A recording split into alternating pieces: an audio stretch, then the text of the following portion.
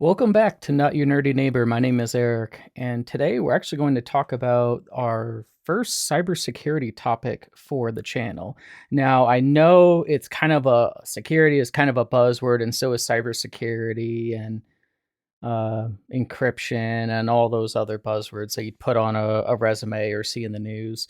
But I thought I'd cover something a little more down to earth, a little more relevant to your average Joe, which is passwords and pins and why they all suck. You can be as creative as you think you're going to be with your passwords. Your passwords suck. My passwords suck. Everyone's passwords straight up suck. It doesn't matter how long you make the password. It's only a matter of time until they are brute forced or a more complex tool is used.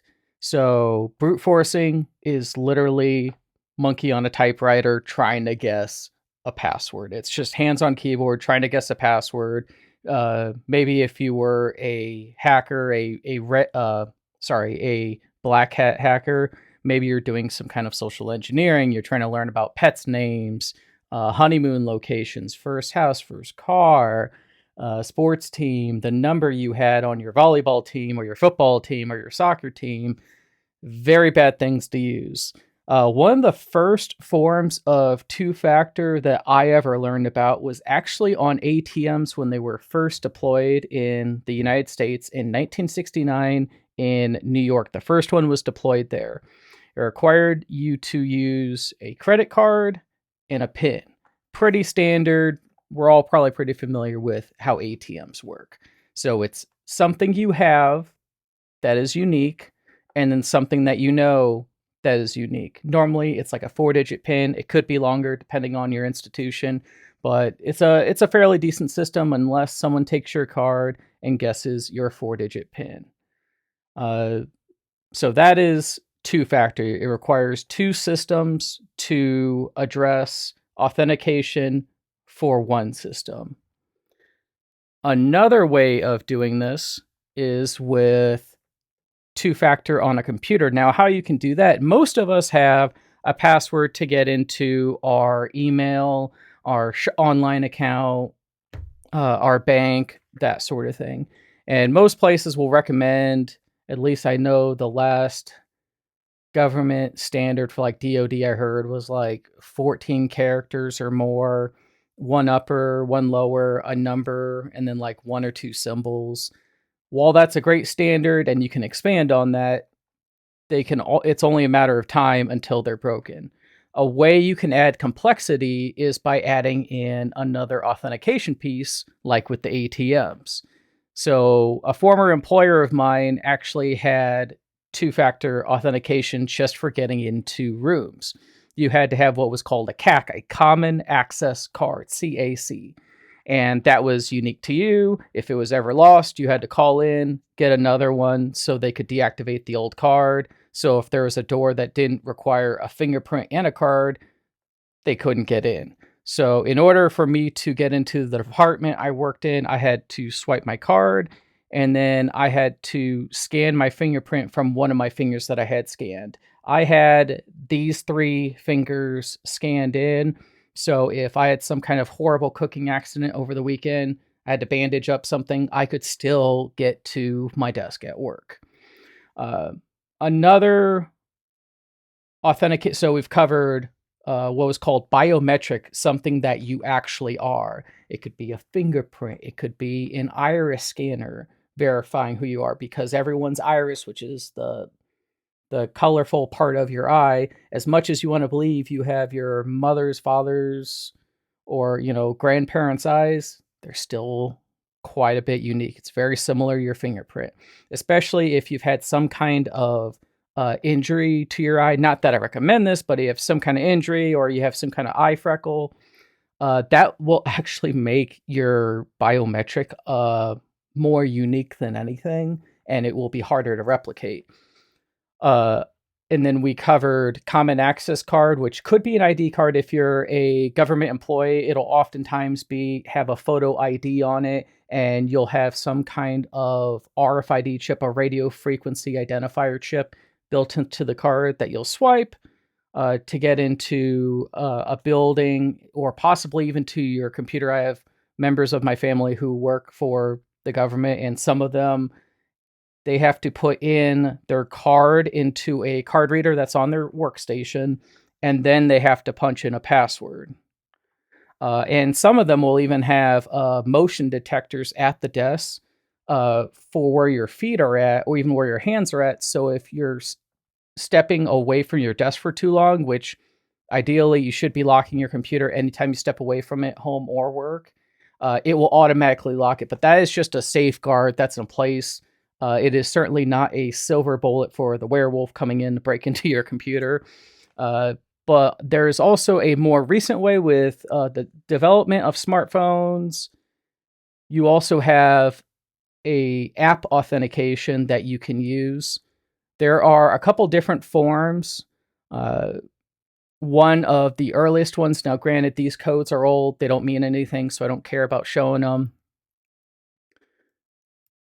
Amazon, for example, I have an Amazon account. I enable two-factor authentication on Amazon. Now, their two-factor is SMS, which is text authentication. So I attempt to log in with using my email and password. Amazon will send a text to my phone that I have registered on my account when I set up two-factor, and it will send me a 6-digit code that I will then enter in, and then I'm on my Amazon account. This is especially important if you have a credit card or any sensitive personal information on that online account. Like with Amazon, I have my credit card attached to my Amazon account. I definitely don't want someone going in and buying a bunch of stuff that I didn't buy without my permission. So I can go in, punch in that code, and know that someone is highly unlikely to break that. Now, on a more advanced level, text authentication can be broken. There's ways of hijacking phones and sending text from one phone number, forwarding it to another, allowing you to break in. That is a little more rare, but I did want to mention that it does, in fact, exist.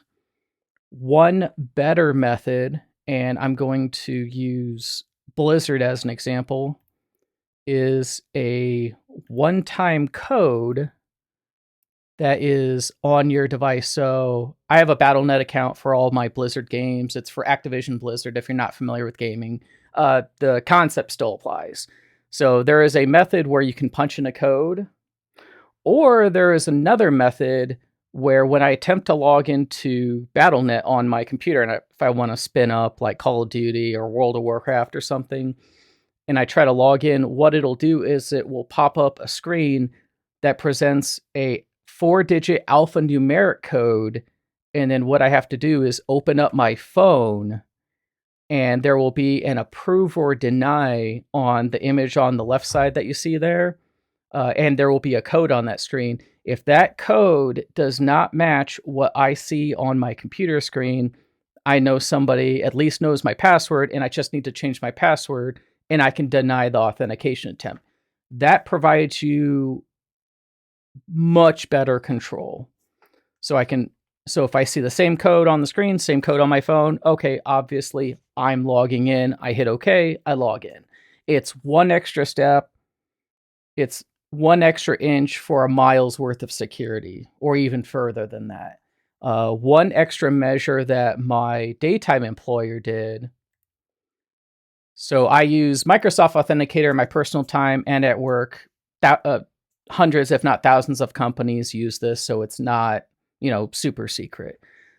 Is the Microsoft Authenticator app. Now with that app, it's a time-delayed code that's on your phone. It'll ask you, what is the code for X account? So you'll go in, you'll punch in the code, and you'll log in. Another thing that I have seen is very similar to the Blizzard one, where it will prompt you for matching up a code that's on the screen. But on the phone itself, one thing my daytime employer had recently was you have to punch in the code that you see on the screen so that you're not just hitting, yep, authenticate, same old. It's another layer of security. Now, the ones where you're having to match up a code like this, if this is broken, you probably have some state-sponsored actor or some highly skilled actor at work. If you don't think you have anything of value or of interest for a hacker to get, that's when you typically get hacked. But all in all, two-factor, I highly recommend it, especially anything you have a credit card associated with. If you're using a medical chart system on your phone to look at like blood results or reports from your doctor, those will typically force two-factor. If they don't find the option for two-factor, it keeps you much more secure than someone doesn't know, oh, somebody's cholesterol is up, or, ooh, some other stat that of personal information you wouldn't want to get out. But that was my first talk on two-factor authentication. There's a lot of different ways to do it. There are physical tokens that are about the size of a flash drive that will have a one-time code, typically made by like RSA or another security company. A lot of employers will use physical tokens. Mine uses a soft one that is on the phone.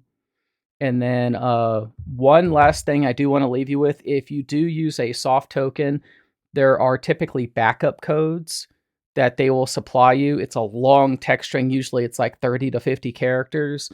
And that is a backdoor into your account. For some reason, if your phone goes overboard on a cruise, something happens to it, you can still get into your account and re-add your two-factor. That code I usually store on 2 separate flash drives because 2 separate flash drives failing is highly unlikely, and I keep those in secure locations. So if I do need to get a hold of them, I actually had to reattach my Blizzard one recently, and I had to use my backup code. And I found my flash drive. I plugged it in. I hadn't re-authenticated in years, so I plugged in the code. I was able to get back to my account.